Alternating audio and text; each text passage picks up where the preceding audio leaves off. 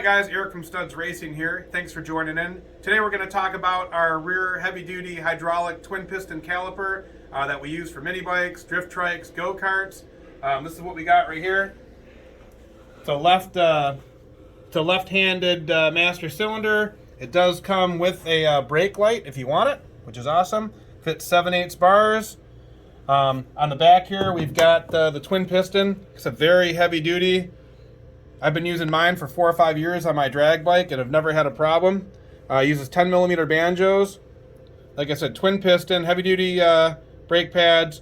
What's cool about this setup is it comes complete. It comes with this bracket, which is awesome. This bracket mounts, you can mount it to anything, but what's cool about this is it actually works for our live axle kit. Here, let me set that down there so you can see it. So this actually is a live axle weld-on piece, weldment that actually goes on to the mini bike frame. You weld that on there. Obviously you can see this mounts right to that. No modifications needed. The other feature I like on this brake kit is that it's 81 inches long. So it's long enough to go on almost any project. But the cool thing is that not only is it 81 inches long, but between this fitting and this fitting right here is hard copper.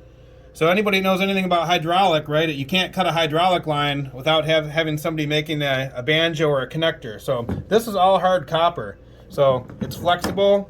You can bend it to mold and shape onto your frame.